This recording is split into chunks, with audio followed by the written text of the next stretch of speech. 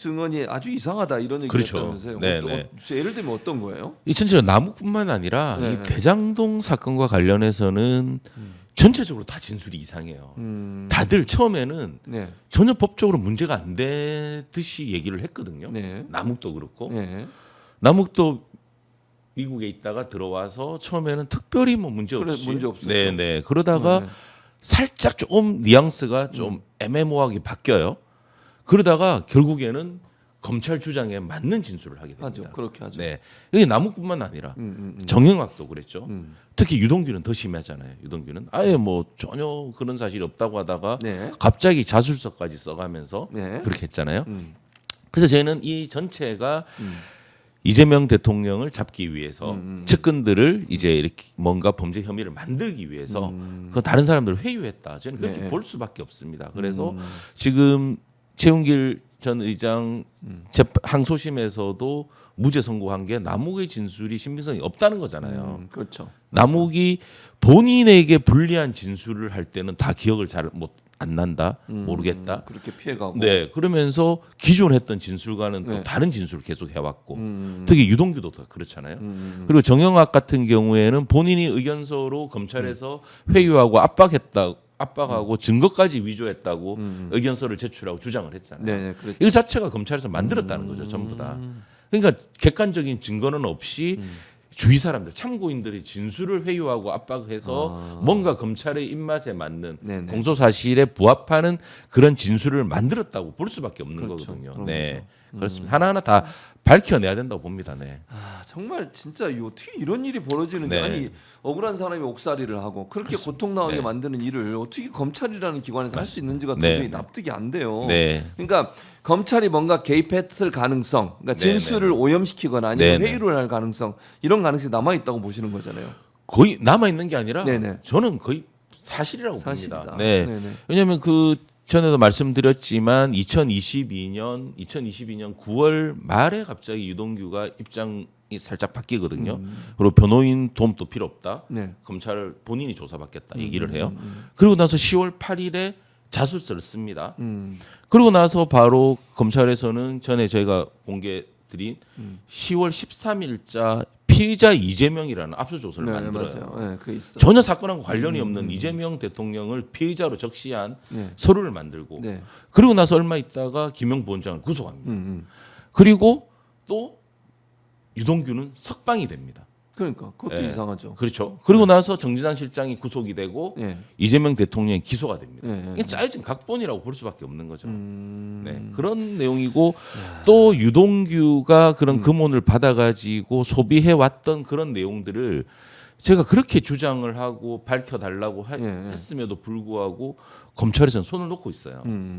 검사는 객관 의무가 있습니다. 범죄 혐의자를 잡는 것도 중요하지만 사실을 밝혀내야 되는 거잖아요. 그렇죠. 10명의 범죄자를 놓치는 것보다 한 명의 한 명의 억울한 억울한 사람을 피해자를 만들면 안 만들면 안 되죠. 되는 거잖아요. 네, 그런데도 불구하고 객관적인 증거들이 있는데도 불구하고 그런 객관 의무를 자기들이 다 저버린 거예요. 그러면서 오히려 언론 플레이하면서 비사실 공표하고 증인들 참고인들 회유해서 계속해서 뭔가 자기들 입맛에 맞는 진술을 만들고 해왔던 게 지금 윤석열 정권 하에서 정치 검찰들의 행태거든요. 네네네. 네, 이런 부분들은 지금 검찰 개혁이 곧 뭐 계속해서 강하게 하고 있지만 저는 이 검찰 개혁의 최종 마무리는 네.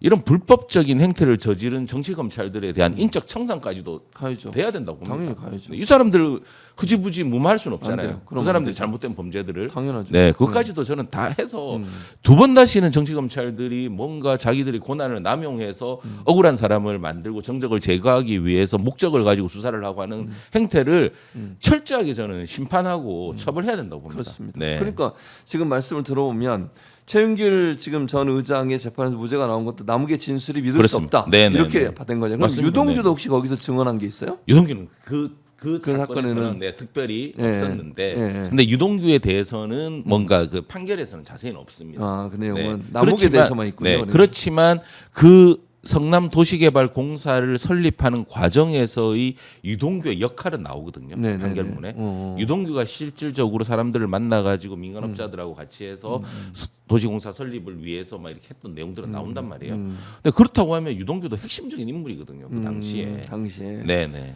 유동규도 핵심적 역할을 했고 네. 지금 물론 최은길 의장의 사건 같은 경우 남욱의 진술이 거짓이다. 그렇죠. 그러니까 오염됐다. 믿을 수가 없다. 믿을 수가 없다. 네. 워낙 진술이 왔다 왔다 갔다 갔다 하고 본인에게 불리한 진술에 대해서는 제대로 말 못하고 다른 사실에 대해서는 검찰의 입맛에 맞는 진술을 하고 그렇다고 하면 이건 믿을 수가 없는 거잖아요. 네. 지금 현재는 그러면 김용 부원장 사건에는 남욱이 연관돼 있습니까 없습니까? 그렇죠. 지금 같은 피고인입니다. 아 같은 피고인. 네. 그렇지만 남욱 같은 경우에는 정말 손방망이 처벌을 받은 하고. 거죠. 네, 네. 남욱이 또 김용 부원장에 대한 진술한 게 있어요. 혹시? 그렇죠. 어떤 내용입니까? 본인은 예. 남욱 같은 경우에도 김영 부원장 사건에서 진술이 많이 바뀌어요. 아 거기서도. 그러다가 실질적으로 처음에는 김영 부원장하고는 마주친 적도 없다. 한 번 뭐 정도 지나가다 본 적밖에 없다고 얘기를 했는데 네네. 그런 사람이 어떻게 김영 부원장한테 그 거금을 네. 거액을 전달할 수가 있겠습니까? 그러니까 남욱이 전달했다는 거잖아요. 남욱이 유동규에게 유동규에게 전달해서 전달하고 유동규가 유동규가 이렇게 했다는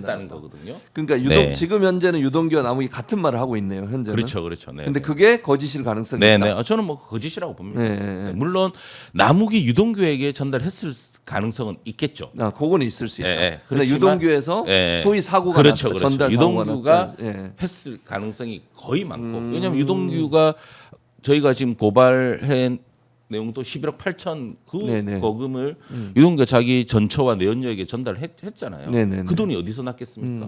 다 받아서 갑자기. 그렇게 한 거잖아요. 맞아요. 차 사고 아파트 네, 사고. 네. 차 사고 아파트 넓히고 예. 그런 것도 포르쉐 뭐 이렇게 사고 그러니까요. 예, 또 뭐 지금 뭐 유흥주점에 가서 거액을 또 이렇게 현금 전달하고 그것도 그것도 다 나왔죠. 나오잖아요. 언론에 이런 예, 부분들이 그 돈이 어디서 나오겠습니까? 네. 그러니까 결국은 이렇게 이제 지금 현재 오동현 변호사나 변호인 측에서 볼 때는 김용 전 부원장은 뭐 돈을 요구하거나 받은 적이 없는데 그렇죠. 네. 유동규가 개인적으로 했을 가능성은 있다. 예를 네, 들면 네, 네. 뭐 네, 네. 어디로부터 돈을 남욱으로부터 돈을 받고 네, 네, 네. 본인이 유용했을 가능성은 그렇습니다. 있을 수 네. 있다 이렇게 보는 네, 거고요. 그렇습니다. 네, 근데 지금 현재 유동규는 다 석방돼 있고 처벌도 안 받고 그렇죠. 네, 네. 억울하게 김용 부원장만 지금 처벌을 맞습니다. 받고 있는 거잖아요. 네, 네. 유동규는 지금 김영 부원장 이 정치자금법 위반 사건 지금 네. 상고심에 계류 중인 사건에서 무죄를 받았어요. 항소심까지. 아니 본인이 전달했으면 자신도 그게 돼야 되는 거 아니에요? 그러니까 이제 법원에서는 공소장을 변경하라고 한 거죠. 예, 예. 지금 검찰에서는 유동규도 뇌물을 받은 사람으로 이렇게 기소를 한 거거든요. 그렇죠.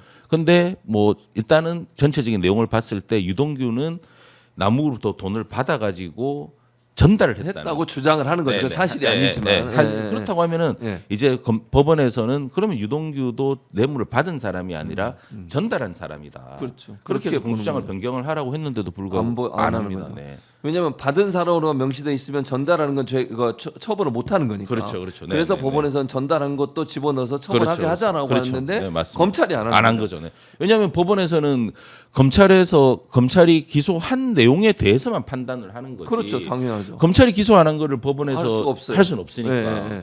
그렇게 지적을 했는데도 불구하고 검찰에서는 공소장 변경을 안 한 거거든요. 판결문에도 적시가 되어 있습니다. 공소장 변경을 하라고 했는데도 불구하고 안 하기 때문에 불구불리의 원칙에 해가지고 거기에 대해서는 우리가 판결을 할 수 못한다. 없다. 네. 검사가 그러니까 검찰이 네. 이거는 누가 봐도 검찰이 봐주려고 작정을 하고 유동규를 네. 유동규를 봐줘야 되는 이유가 있었겠죠.